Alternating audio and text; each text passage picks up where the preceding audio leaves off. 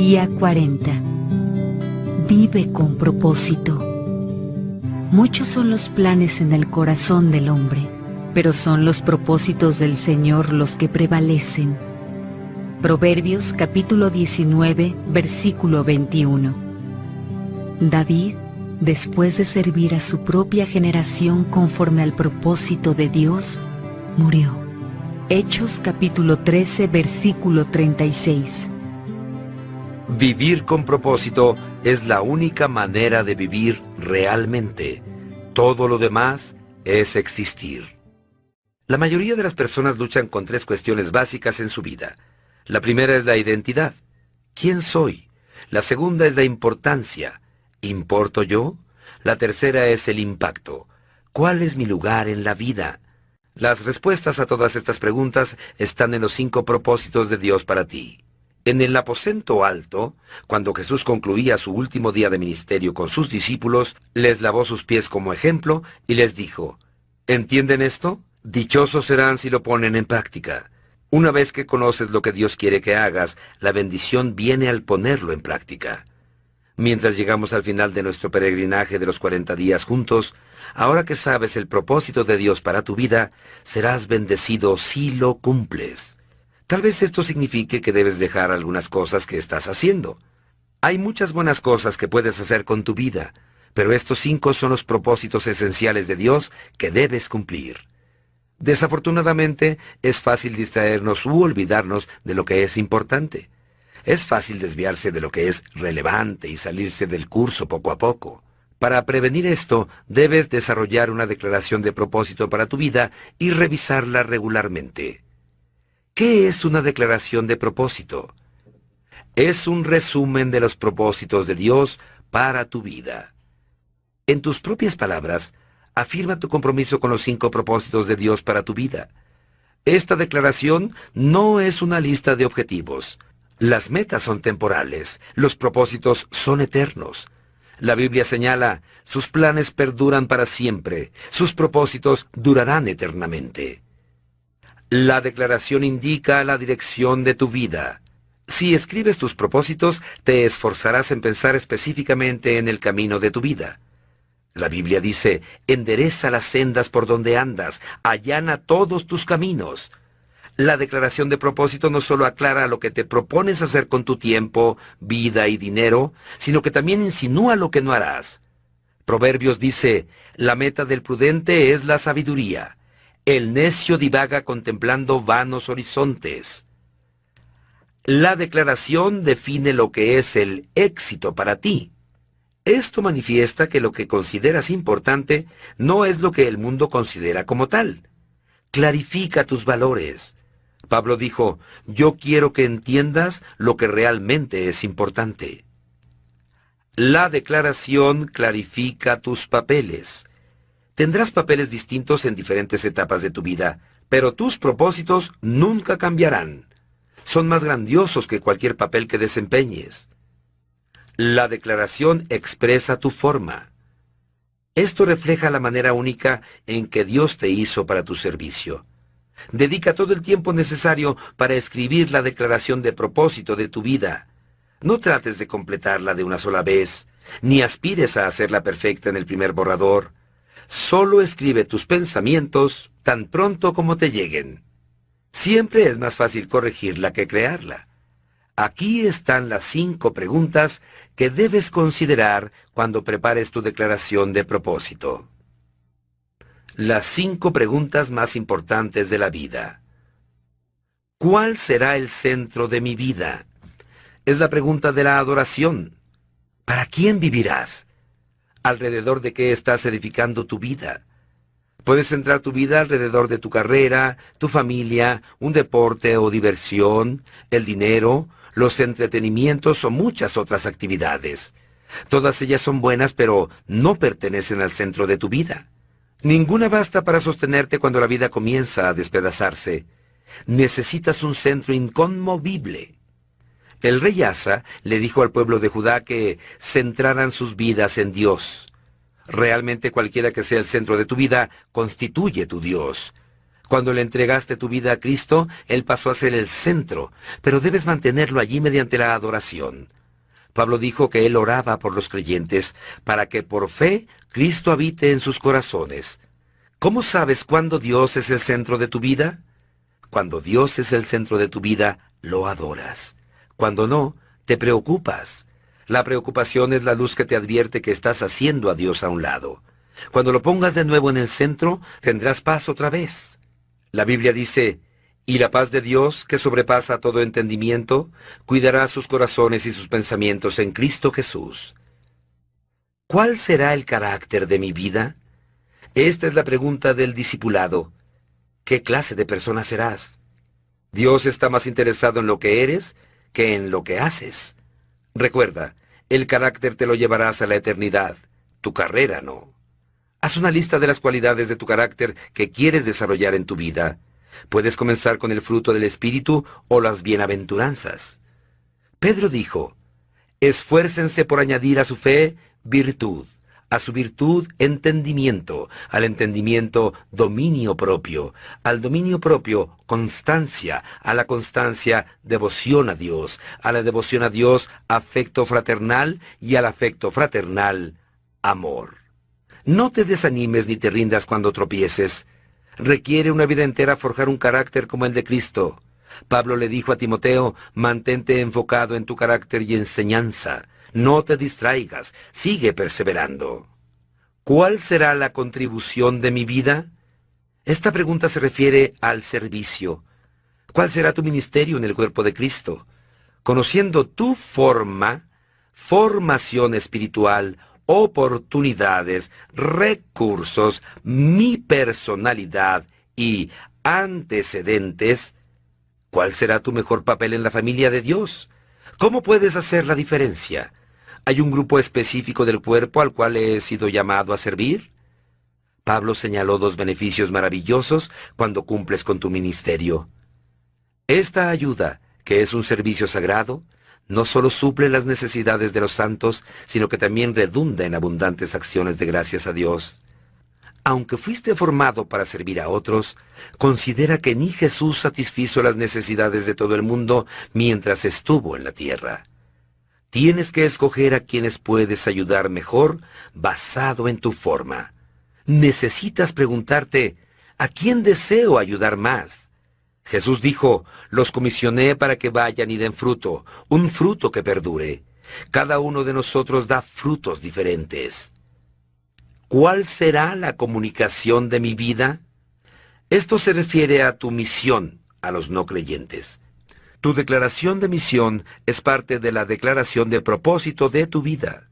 Esto debería incluir tu compromiso de compartir tu testimonio y las buenas nuevas con otros. También debes hacer una lista con las lecciones de la vida y las pasiones divinas que sientes que Dios te ha dado para compartir con el mundo. Mientras vas creciendo en Cristo, Dios puede darte un grupo especial de personas para que te enfoques en alcanzarlas. Asegúrate de añadir esto a tu declaración. Si eres padre, parte de tu misión es criar a tus hijos en el conocimiento de Cristo a fin de ayudarlos a entender los propósitos de Él para sus vidas y enviarlos a su misión en el mundo. Puedes incluir la declaración de Josué en la tuya. Yo y mi casa serviremos al Señor. Por supuesto, nuestras vidas deben dar testimonio y confirmar el mensaje que comunicamos. Antes que la mayoría de los no creyentes acepten la Biblia como creíble, quieren saber cuán creíbles somos nosotros. Por eso es que la palabra de Dios afirma, asegúrate de vivir de una manera que traiga honor a las buenas nuevas de Cristo. ¿Cuál será la comunidad de mi vida? Esto tiene que ver con el compañerismo y la comunión. ¿Cómo mostrarás tu compromiso con otros creyentes y tu conexión con la familia de Dios? ¿Dónde vas a practicar el mandamiento unos a los otros con otros cristianos? ¿A cuál familia de la iglesia te unirás como un miembro activo? Cuanto más maduras, más amarás al cuerpo de Cristo y querrás sacrificarte por él. La Biblia dice, Cristo amó a la iglesia y dio su vida por ella. Debes incluir una expresión de amor para la iglesia de Dios en tu declaración. Al considerar tus respuestas a estas preguntas, incluye cualquier escritura que te hable acerca de cada uno de esos propósitos. Hay muchas en este libro. Puede que te tome semanas o meses elaborar la declaración de propósito de tu vida de la manera que quieres. Ora, piensa en esto, habla con tus amigos y reflexiona en las Escrituras. Puedes volver a escribirlas cuantas veces sea necesario hasta que llegues a tu declaración final. Aún después, quizá le hagas algunos cambios menores de acuerdo con lo que Dios te vaya haciendo entender y según tu forma. Si quieres ver algunos ejemplos de otras personas, puedes enviarme un correo electrónico a rick@purposedriven.com. Además de escribir en detalle la declaración del propósito de tu vida, también es útil una declaración breve o lema que resuma los 5 propósitos de tu vida de manera que los puedas memorizar y te inspiren. Así podrás recordarlos diariamente. Salomón aconsejó: será bueno mantener estas cosas en tu mente para que puedas repetirlas. Aquí tienes algunos ejemplos. Mi propósito en la vida es adorar a Cristo con todo mi corazón, servirle con mi forma, tener compañerismo con su familia, crecer igual a Él en carácter y cumplir su misión en el mundo para que así reciba la gloria. Mi propósito en la vida es ser un miembro de la familia de Cristo, un modelo de su carácter, un ministro de su gracia, ser un mensajero de su...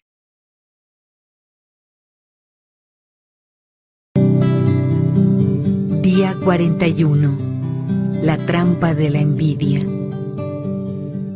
El corazón tranquilo da vida al cuerpo, pero la envidia corroe los huesos. Proverbios capítulo 14, versículo 30. Vi además que tanto el afán como el éxito en la vida despiertan envidias. Y también esto es absurdo, es correr tras el viento. Eclesiastés capítulo 4, versículo 4. No puedes cumplir los propósitos de Dios para tu vida si envidias la vida de otros. En tanto que Dios nos creó a cada uno de nosotros con los mismos 5 propósitos eternos, la manera en que cumples esos propósitos, el tiempo, lugar, plan y estilo, es absolutamente única. Dios nunca crea clones, nunca copia lo que ya ha hecho y nunca duplica un plan de vida. Dios solo produce obras maestras originales. Como ya hablamos en los días 30 y 31, Dios te formó distintivamente para una vida como ninguna otra. Solo tú puedes ser tú. Solo tú puedes vivir la vida que Dios diseñó para que vivas. Sin embargo, también es cierto que no puedes vivir una vida que Dios diseñó para otro. Intentar ser algo para lo cual no fuiste creado siempre te conducirá a la frustración, la fatiga y el fracaso. Como humanos, naturalmente nos interesamos en la vida de otros. Esto forma parte de la manera en que hemos sido diseñados. Nos fascina cómo otros se ven, actúan, hablan y viven. Reparamos en lo que se ponen, lo que hacen y lo que tienen. No hay nada de malo en eso, en especial si puedes apreciar la ilimitada variedad de personas que Dios escogió crear en lugar de hacer a todos exactamente iguales. El asunto se vuelve un problema solo cuando nos fastidia la forma en que Dios hizo a otros. Rechazamos cómo Dios nos hizo y empezamos a envidiar lo que otros poseen. La envidia es una trampa. En el mundo actual, en el que la tecnología nos permite ver cómo todos los demás viven, la envidia puede ser la razón más común por la que algunos se pierden el plan único de Dios para su vida. La envidia es un pecado global. Lo he presenciado entre personas de toda edad, nivel económico o etnia, y en todo lugar al que he viajado por el mundo. ¿Por qué ella puede vivir en esa casa? ¿Por qué le dieron a él ese trabajo? ¿Por qué yo no puedo ser así de atractivo, así de rico, así de inteligente, así de famoso? La envidia aparta tu enfoque de lo que Dios quiere que hagas en tu vida, concentrándote en todo lo que no tienes. Cada vez que envidias a alguien, apartas la mirada del propósito para el que Dios te creó. Te desvías del plan que Dios ideó a la medida para ti. La envidia descarría tu vida y te conduce siempre a un callejón sin salida. La envidia cobra un gigantesco costo emocional sin ninguna recompensa. Te hace perder tu propósito y tu gozo al mismo tiempo. Lo peor de la envidia es que constituye un insulto a Dios. Cada vez que deseas ser alguien más, tener lo que otro tiene o hacer lo que otro hace, estás diciendo: Dios, te equivocaste en grande conmigo. Podías haberlo hecho mejor. Podías haberme hecho como a esa persona, pero no lo hiciste. ¿Por qué fallaste conmigo? Si yo fuera Dios, me hubiera hecho más como esa persona. La envidia es en realidad una forma de rebelión espiritual basada en la ignorancia y la arrogancia. Da por sentado que yo tengo un mejor plan para mi vida que el que tiene mi Creador. ¿De veras? La Biblia nos recuerda lo arrogante que resulta esto. ¿Quién eres tú para pedirle cuentas a Dios? ¿Acaso le dirá la olla de barro al que la modeló: ¿por qué me hiciste así? La envidia es una actitud tan destructiva que Dios la prohibió en los 10 mandamientos. El último mandamiento dice: no codicies. La codicia es otra palabra para describir a la envidia.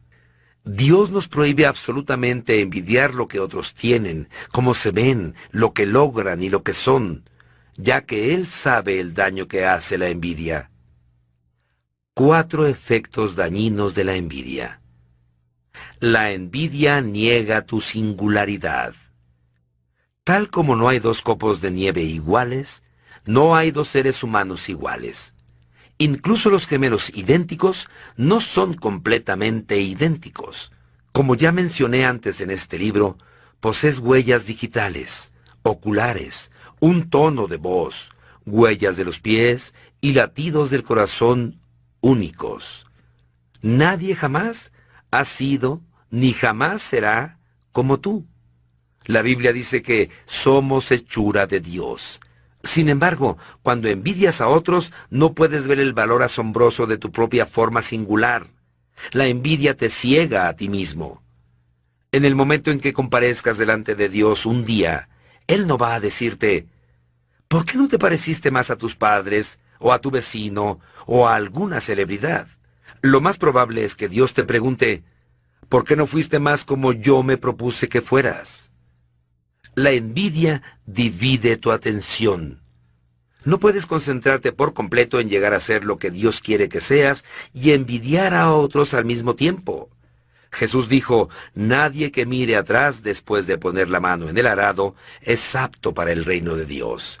Si siempre estás preocupado observando lo que otros hacen o deseando lo que otros tienen, no lograrás ver lo que Dios está haciendo en tu vida. La envidia desperdicia tu tiempo y tu energía. Salomón notó que es por envidia que la mayoría de las personas trabajan demasiado. Vi además que tanto el afán como el éxito en la vida despiertan envidias. Y también esto es absurdo.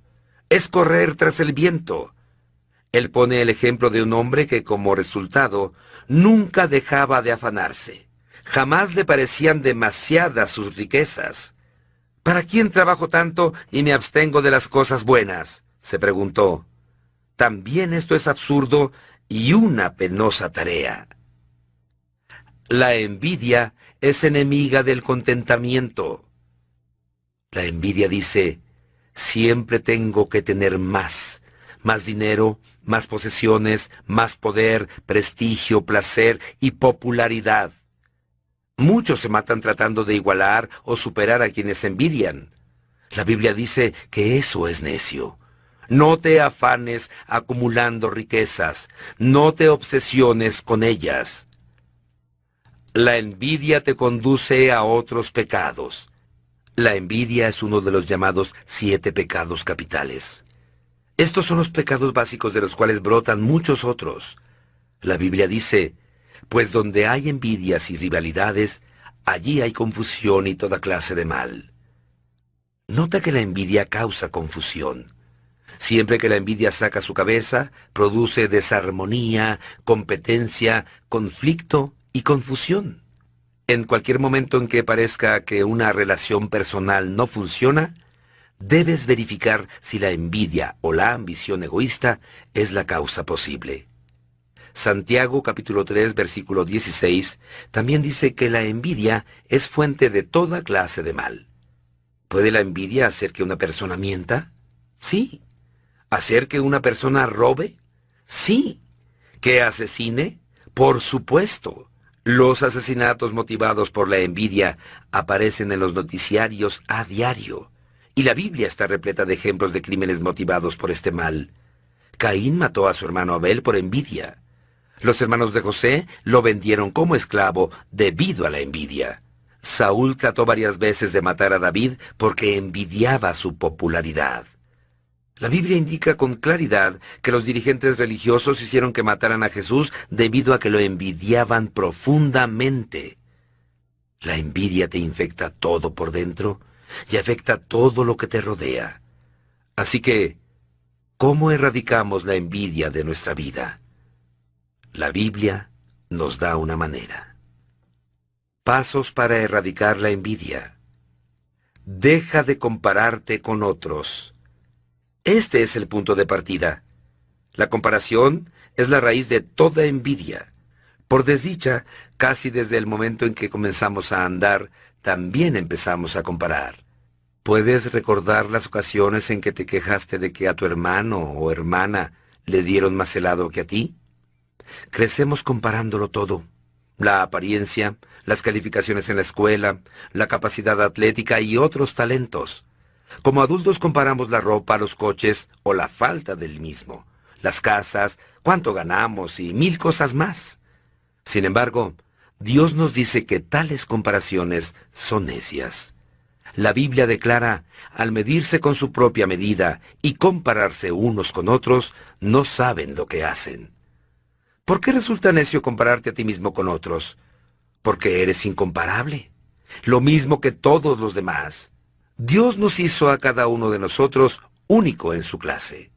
Además, la comparación lleva a una de dos reacciones negativas: orgullo o envidia. Siempre podrás hallar a alguien con relación al cual te considerarás mejor, así que te mostrarás orgulloso. Por otro lado, siempre hallarás a otros de los que les va mejor que a ti, de modo que sentirás envidia y te desalentarás. Lo que importa no es a quién le va mejor, sino si estás cumpliendo el propósito para el cual Dios te creó.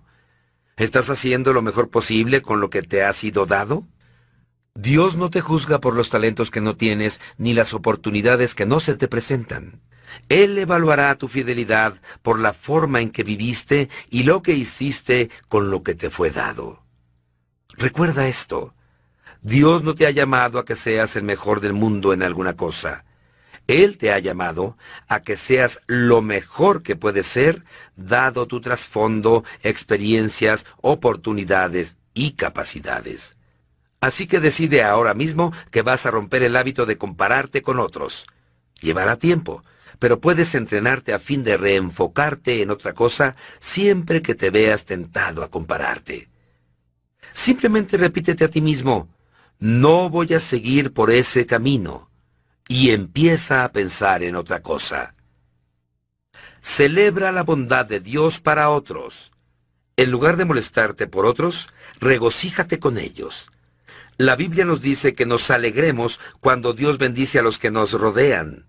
Alégrense con los que están alegres. Lloren con los que lloran. Ahora bien, la segunda parte de este versículo es fácil de obedecer. No es difícil brindar consuelo cuando las personas están afligidas o sufren una pérdida, incluso si son nuestros rivales. Sin embargo, resulta mucho más difícil celebrar el éxito de otros, en especial si uno no está triunfando en ese ámbito. ¿Cómo recibes las promociones de tus colegas? Si eres soltera, ¿cómo te afectan los matrimonios y embarazos de tus amigas? ¿Cuál es tu primera reacción visceral a las noticias de que alguien que conoces ha recibido un golpe inesperado de la buena suerte? ¿Cuándo fue la última vez que le agradeciste a Dios lo que hizo por alguna otra persona? Una de las razones por las que a veces hallamos difícil alegrarnos con los que se alegran es porque tememos que solo haya una provisión limitada de la bondad y la gracia de Dios. Así que si otros obtienen una tajada mayor del pastel, tal vez nosotros no recibamos lo mismo. Sin embargo, la gracia de Dios es ilimitada. Hay suficiente para todos y todavía sobrará una cantidad infinita. Efesios capítulo 3, versículo 8 nos habla de las incalculables riquezas de Cristo. La bochornosa verdad en cuanto a la envidia es que aquellos a los que envidiamos más, por lo general son las personas más cercanas a nosotros. Los familiares envidian a otros familiares. Los vecinos envidian a otros vecinos. Los compañeros de equipo envidian a otros compañeros de equipo. Los músicos envidian a otros músicos. Los agricultores envidian a otros agricultores. Y los predicadores envidian a otros predicadores. Si quieres aumentar la cantidad de felicidad que experimentas en la vida, he aquí uno de los secretos. Aprende a alegrarte con los éxitos y alegrías de los demás. Si te alegras solo cuando te suceden cosas buenas a ti, serás desdichado gran parte de tu vida, puesto que nadie disfruta solo de cosas buenas. No obstante, si aprendes a alegrarte también por las victorias de otros, siempre tendrás algo de qué gozarte. Sé agradecido por lo que eres y lo que tienes. Todo lo que posees es una dádiva de Dios. La Biblia afirma, ¿qué tienes que no hayas recibido? Y si lo recibiste, ¿por qué presumes como si no te lo hubieran dado? Ya tienen todo lo que desean. Cuando descubras que estás empezando a envidiar a otras personas, en lugar de soñar con tener sus empleos o talentos, o el novio o los hijos, lo que sea, recuérdate a ti mismo. Dios me ha dado algunos dones únicos que otros no tienen. Y además, no sé las desventajas de ser como ellos. La envidia se basa en el mito popular de que tener más me hará más feliz. Sin embargo, tanto la Biblia como el testimonio de millones de personas muestran que eso no es verdad. Salomón, el hombre más rico que jamás haya vivido, dijo esto en cuanto al deseo de adquirir más. Quien ama las riquezas nunca tiene suficiente. También esto es absurdo. Donde abundan los bienes, sobra quien se los gaste. ¿Y qué saca de esto su dueño aparte de contemplarlos? El trabajador duerme tranquilo, coma mucho o coma poco. Al rico, sus muchas riquezas no lo dejan dormir. La felicidad es una decisión. Eres tan feliz como decidas serlo. Si no sabes cómo ser feliz con lo que tienes, nunca serás feliz con más. La envidia pregunta, ¿por qué ellos? ¿Por qué tienen ellos lo que yo no tengo? La gratitud pregunta, ¿por qué yo? ¿Por qué tengo todo lo que tengo? David modeló este tipo de gratitud cuando dijo en oración, Señor y Dios, ¿quién soy yo y qué es mi familia para que me hayas hecho llegar tan lejos? Años después, su hijo escribiría, disfruta de lo que tienes en lugar de desear lo que no tienes. Soñar con tener cada vez más no tiene sentido, es como perseguir el viento. Permíteme decirlo con toda claridad. Tener sueños ambiciosos, un deseo de ser mejor y metas de fe son todas cosas buenas si provienen de Dios. Benefician a otros y se realizan en fe para la gloria del Señor. Debes anhelar lograr lo mejor en tu vida, producir belleza y ayudar a otros. No obstante, la envidia envenena todo lo que toca e impide la bendición de Dios sobre tus esfuerzos. El motivo de lo que haces es lo que más le importa a Dios. Confía en Dios cuando la vida parezca injusta. Una de las señales de que la envidia ha entrado en mi corazón es cuando empiezo a decir, no es justo que no tenga lo que ellos tienen. Siempre que acusamos a Dios de ser injusto, en realidad estamos dudando de su bondad. La envidia es la fiebre, el síntoma, pero la duda con respecto a Dios es la enfermedad. Siempre que envidias a otros, estás dudando de que Dios sabe lo que es mejor para ti. Pones en duda su amor, su justicia e incluso su sabiduría. Siempre que acuso a Dios de ser injusto, estoy neciamente implicando, Dios, soy mejor Dios que tú, porque si yo fuera Dios, sería más justo de lo que tú eres. La próxima vez que empieces a desvariar acerca de la injusticia de Dios contigo, recuérdate estos hechos. 1. Todo lo que tengo es una dádiva inmerecida de Dios. Ni siquiera existiría si no fuera por la gracia divina. La próxima bocanada de aire que aspire es un don de Dios. 2. No sé lo que Dios sabe y no puedo ver lo que Dios ve, así que debo confiar en Él. 3. La vida en la tierra es injusta por causa del pecado, no debido a Dios. Nuestra rebelión contra el Señor ha trastornado todo en este planeta. Este no es el cielo donde todo funciona perfectamente. Nada funciona de un modo perfecto aquí. 4. Dios envió a Jesucristo para que nos salvara del día del juicio, cuando Él cuadrará los libros, enderezará todos los males y aplicará justicia. 5. No fue justo que Cristo muriera en mi lugar por mis pecados, pero lo hizo. En Mateo 20, Jesús relató el episodio de un propietario de tierras que contrató a varios hombres a diferentes horas del día para que trabajaran en su campo. Al final de la jornada, el dueño de forma inesperada les pagó a todos lo mismo por su trabajo. Por supuesto, esto no molestó a los que empleó en el último minuto, pero aquellos que habían trabajado todo el día se quejaron ruidosamente de que el dueño estaba siendo injusto. Estos que fueron los últimos en ser contratados trabajaron una sola hora, dijeron, y usted los ha tratado como a nosotros que hemos soportado el peso del trabajo y el calor del día. Me encanta la respuesta del propietario. Amigo, no estoy cometiendo ninguna injusticia contigo. ¿Acaso no aceptaste trabajar por esa paga? Tómala y vete. Quiero darle al último obrero contratado lo mismo que te di a ti. ¿Es que no tengo derecho a hacer lo que quiera con mi dinero? ¿O te da envidia de que yo sea generoso? La franqueza de este hombre resulta admirable. Toma lo que es tuyo y vete. En otras palabras, deja de cuestionar mi gracia hacia los demás. Sé agradecido por lo que tienes y continúa ahora con tu vida.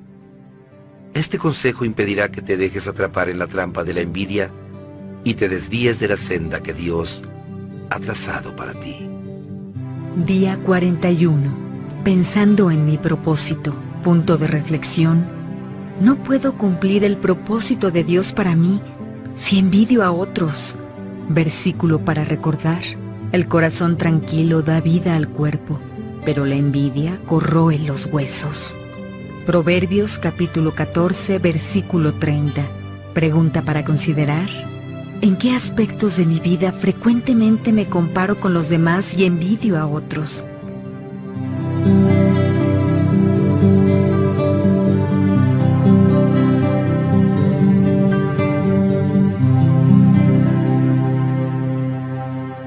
Día 42. La trampa de complacer a la gente. Temer a los hombres resulta una trampa, pero el que confía en el Señor sale bien librado. Proverbios capítulo 29, versículo 25. ¿Qué busco con esto? ¿Ganarme la aprobación humana o la de Dios? ¿Piensan que procuro agradar a los demás? Si yo buscara agradar a otros, no sería siervo de Cristo. Gálatas capítulo 1, versículo 10. Por la aprobación de quién vives tú. Debido a que Dios nos diseñó para establecer relaciones personales, cada uno de nosotros tiene un deseo de ser amado, valorado y apreciado. Anhelamos sentirnos aceptados y aprobados por otros. Este anhelo de pertenecer, este deseo de encajar y sentirnos conectados a otros, es la fuerza impulsora detrás de muchas de las decisiones que tomamos. Tanto en las decisiones pequeñas como la ropa que usaremos o cómo nos peinaremos, como en las decisiones de envergadura, tales como dónde vivir y trabajar. Lo que otros piensan ejerce en nosotros mayor influencia de lo que nos damos cuenta. No hay nada de malo con nuestro deseo de ser aceptados, apreciados y aprobados por los demás. En realidad, sin la afirmación de otros, nunca floreceremos plenamente hasta alcanzar nuestro pleno potencial. Nuestro crecimiento se verá atrofiado. Solo con la ayuda de otros podemos llegar a cumplir el propósito para el que Dios nos creó. Como expliqué en capítulos anteriores, Dios nos diseñó de modo que nos necesitáramos los unos a los otros. Todos precisamos de alguien que crea en nosotros, nos aliente y afirme nuestro valor y progreso. Si no perteneces a un grupo pequeño y una familia de la iglesia que haga eso, necesitas encontrar algunos. El estímulo es absolutamente esencial para tu salud y tu desarrollo espiritual. Sin embargo, al igual que todos los deseos saludables y buenos que Dios pone en nuestro corazón, es posible usar mal el deseo de aprobación, abusar del mismo y confundirlo. Esto puede volverse una obsesión que domina nuestra vida y un temor que destruye nuestra alma. Como la bacteria que come carne, la enfermedad de complacer puede consumir todo nuestro tiempo, energía y felicidad. El actor estadounidense Bill Cosby una vez dijo: «No conozco la clave del éxito, pero sí sé que el camino al fracaso es tratar de complacer a todos». El deseo de complacer a la gente es el otro lado de la moneda de la envidia. La envidia declara: «Debo ser como tú para ser feliz». Los que quieren complacer a la gente afirman: «Debo caerte bien para ser feliz». Ambas trampas nos impedirán vivir una vida impulsada por un propósito y para la gloria de Dios. El lado oscuro del deseo de aprobación es el temor a la desaprobación. Después de hablar con personas en más de 100 países diferentes, he llegado a convencerme de que el temor a que otros nos critiquen o rechacen es la razón más común por la que nos desviamos del camino que Dios planeó para nosotros. Pienso que esta es la herramienta favorita de Satanás a fin de distraerte. Una vez que sabes con qué propósito fuiste creado, él te dice al oído: «Pero, ¿qué va a pensar la gente? ¿Qué tal si no le gustan los cambios que realizas? ¿Qué tal si critican lo que dices o haces? ¿Qué tal si se burlan de lo que crees?».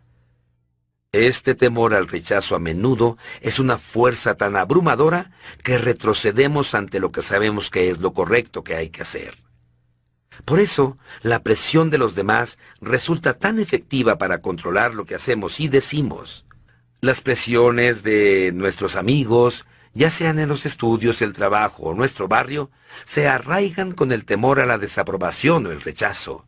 Cuando las instituciones escolares, los negocios o los gobiernos usan la corrección política a fin de sofocar la libertad que Dios nos ha dado para hablar y vivir según nuestra conciencia, se aprovechan de este temor. Por supuesto, la Biblia repetidamente nos ordena que seamos considerados con los sentimientos de los demás. En los asuntos de conducta donde Dios concede gran libertad, los fuertes en la fe debemos apoyar a los débiles en vez de hacer lo que nos agrada. No es amor ignorar cómo nuestras decisiones afectan a otros. Pablo nos recuerda: «Porque ninguno de nosotros vive para sí mismo, ni tampoco muere para sí». Sin embargo, la Biblia también nos advierte que no dejemos que el temor a la desaprobación nos impida hacer lo que sabemos que Dios quiere que hagamos. Proverbios capítulo 29, versículo 25 dice: «Temer a los hombres resulta una trampa». Otra traducción de este versículo afirma: «Es peligroso preocuparse por lo que otros piensen de ti».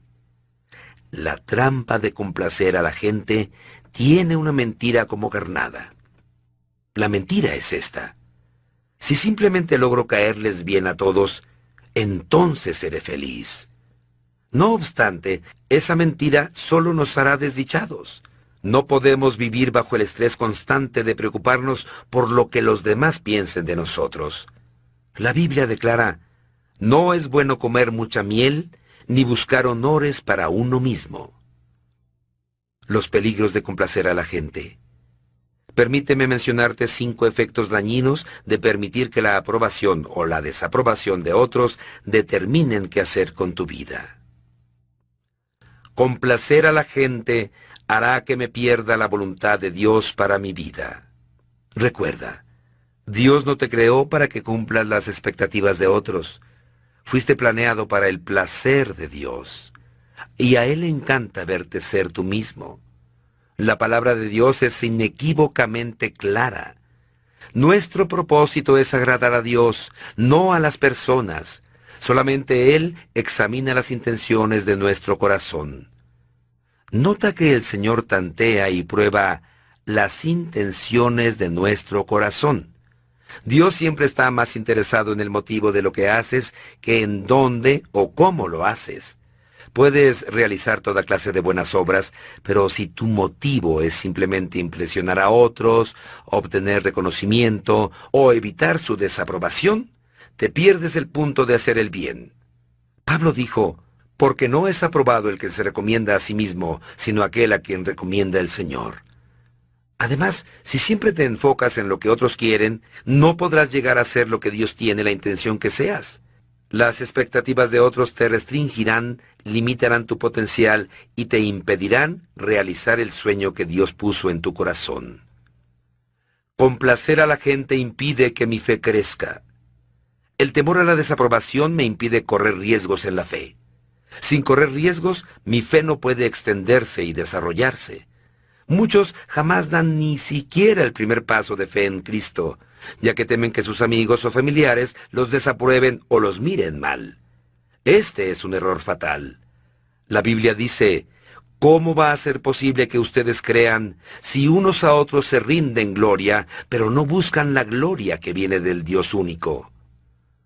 Nunca permitas que otros se interpongan en tu relación con Cristo. Complacer a la gente es una desventaja emocional. Inmoviliza tu potencial. Una paráfrasis de Proverbios capítulo 29, versículo 25 declara, el temor a la opinión humana incapacita. Por supuesto, cualquier temor estorbará tu crecimiento espiritual, pero preocuparse por lo que otros piensen es especialmente incapacitante. Cuando las opiniones de otros nublan tu vista, el papel de Dios en tu vida se reduce. Pero cuando la aprobación de Dios importa más, las nociones de otros pierden su fuerza en tu vida. ¿La opinión de quién te importa más? Cualquiera que sea esa persona, ella es tu Dios. Cuando valoras las opiniones de otros más que las de Dios, le das a esa persona el poder y la autoridad que le pertenece solo al Señor. Eso produce toda clase de inseguridades en ti. Por otro lado, cuando la aprobación de Dios es lo que más te importa, eso te libera de la inseguridad, porque Él nunca te rechazará. Complacer a la gente me conduce a otros pecados. La Biblia está llena de ejemplos de personas que hicieron el mal porque cedieron a la presión de los demás. Rubén aceptó vender como esclavo a José, su hermano menor, porque sus otros hermanos lo presionaron. Aarón hizo un ídolo de oro para adorar cuando el pueblo lo presionó.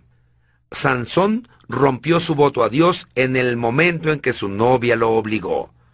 Pedro negó conocer a Cristo al temer lo que otros pudieran decir.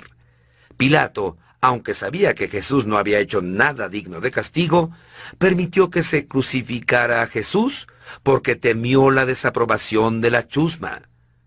Si eres sincero, podrás recordar algunas ocasiones en que has cedido a la presión de los demás, tal como ellos lo hicieron. Este mismo momento sería una muy buena ocasión para hacer una pausa y confesarle a Dios tu cobardía. Eleva en oración las palabras del rey Saúl que dijo, he pecado, he quebrantado el mandato del Señor y tus instrucciones. Los soldados me intimidaron y les hice caso. Permíteme ser franco. Si tus amigos están haciendo que le restes importancia a tu consagración a Jesús, niegues tus creencias, hagas acomodos en cuanto a tus valores o abandones el sueño que Dios te dio, necesitas buscarte nuevos amigos. La Biblia advierte, no imites la maldad de las mayorías. También señala, si los pecadores quieren engañarte, no vayas con ellos. Los amigos que te desaniman en tu andar con Dios no son verdaderos amigos. No se dejen engañar. Las malas compañías corrompen las buenas costumbres. Vuelvan a su sano juicio como conviene y dejen de pecar. Complacer a la gente produce hipocresía. La palabra hipócrita en español procede de una palabra griega antigua que se usaba para describir a los actores en un escenario que interpretaban múltiples papeles en la misma obra, usando diferentes máscaras para las diferentes escenas. Los que complacen a la gente se ponen máscaras y luego cambian de papeles en dependencia del público. Llevan una máscara en casa, otra en la iglesia y una enteramente diferente en su trabajo. Son hipócritas.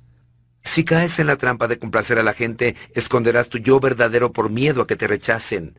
Harás acomodos en cuanto a tus convicciones a fin de ser socialmente aceptable o tener corrección política. Jesús se refería a esta clase de hipocresía cuando les dijo a los fariseos: ustedes se hacen los buenos ante la gente, pero Dios conoce sus corazones. Dense cuenta de que aquello que la gente tiene en gran estima es detestable delante de Dios. Complacer a la gente silencia mi mensaje vital. A menos que te libres del temor a la desaprobación, Dios no podrá utilizarte como quiere hacerlo. Te resistirás a proclamar el mensaje poderoso que Dios quiere comunicar por medio de ti. Tu testimonio se verá reprimido y te perderás el más grande privilegio de la vida, que Dios te use para cambiar el destino eterno de otro ser humano. Por siglos, Satanás ha usado el temor al rechazo para silenciar a los creyentes. Incluso durante el ministerio de Jesús en la tierra, frente a un milagro tras otro, el discípulo Juan nos dice: por temor a los judíos, nadie hablaba de él abiertamente. Más tarde, Juan también escribió: muchos de ellos, incluso de entre los jefes, creyeron en él, pero no lo confesaban porque temían que los fariseos los expulsaran de la sinagoga. Preferían recibir honores de los hombres más que de parte de Dios. Si siempre te muestras renuente a hablarles de tu fe a otros, tienes un problema con respecto a complacer a la gente. Por amor a otros y sus destinos eternos, necesitas pedirle a Dios que te ayude a librarte de esta trampa. ¿Cómo librarse de la trampa de complacer a la gente? ¿Cuál es la cura para la adicción a la aprobación? ¿De qué manera nos escapamos de la prisión de complacer a la gente? Pues bien, puesto que esta prisión es mental, no física, la solución radica en cambiar la manera de pensar. La palabra que Dios utiliza para este cambio mental es arrepentimiento. Nos libramos de la presión a conformarnos, permitiendo que Dios transforme nuestros pensamientos. No se amolden al mundo actual, sino sean transformados mediante la renovación de su mente. Entonces, ¿qué usa Dios para transformar nuestra mente? La respuesta es la verdad. Las mentiras culturales nos amoldan, pero las verdades eternas nos transforman. Jesús famosamente dijo: y conocerán la verdad, y la verdad los hará libres. He aquí 6 verdades que debes recordar la próxima vez que te veas tentado a ceder a la presión de los demás. Recuerda que ni siquiera Dios puede complacer a todos. En todo evento deportivo, los fanáticos de cada equipo ruegan en oración que su equipo gane. En toda elección, los votantes de cada partido oran que sus candidatos obtengan la victoria. Alguien siempre quedará desilusionado. Unos días los agricultores oran por lluvia, mientras que los niños piden que salga el sol. Otros días, algunos oran que caiga nieve, mientras que otros oran que no sea así. La lista podría seguir y seguir. Incluso Dios no puede complacer a todos. Y solo un necio trataría de lograr lo que ni siquiera Dios puede hacer. Es imposible contentar a todos al mismo tiempo. Incluso si pudieras conseguir que todos sean iguales a ti, eso no sería una buena idea. Solo significaría que no tienes convicciones en las que crees profundamente, ni principios que estás dispuesto a defender. Jesús dijo: «Ay de ustedes cuando todos los elogien». Recuerda que no necesitas la aprobación de nadie para ser feliz. La felicidad es una decisión. Eres tan feliz como elijas serlo. Lo que otros piensen de ti no puede privarte de la felicidad a menos que permitas que te la roben. Es una verdad de la vida que en nuestro destrozado planeta lleno de personas quebrantadas, siempre habrá quienes denigren la forma en que te ves. No les guste lo que haces, desaprueben lo que crees, disputen lo que dices y te falten al respeto. Sin embargo, Ellos no pueden controlar tus emociones a menos que lo permitas. La desaprobación no tiene que devastarte. En mi calidad de pastor, he hablado con miles de individuos que han invertido mucho de su tiempo y energía tratando de complacer a una persona imposible de contentar, por lo general un padre, una madre o algún otro familiar. Cuando les pregunto si todo su esfuerzo ha valido la pena, la respuesta siempre es no. Entonces les digo una verdad que es dura al principio, pero que a la larga resulta liberadora. Si no has conseguido su aprobación a estas alturas, nunca la vas a conseguir. El problema no eres tú. Ellos son el problema. Es imposible complacerlos. Sin embargo, hay buenas noticias, una verdad que te hará libre. No necesitas la aprobación de estas personas para ser feliz. Así que renuncia a seguir intentándolo. Deja de desperdiciar tu energía emocional en algo que nunca va a suceder y no es necesario para que seas feliz. Ellos son desdichados, pero tú no tienes que serlo. No hay ninguna razón sensata para que seas infeliz al igual que ellos. En lugar de concentrarte en una persona imposible de satisfacer, concéntrate en Jesús, que te acepta incondicionalmente. Mientras más importante llegue a ser Jesús para ti, más libre serás de la desaprobación de otros. El Señor lo promete.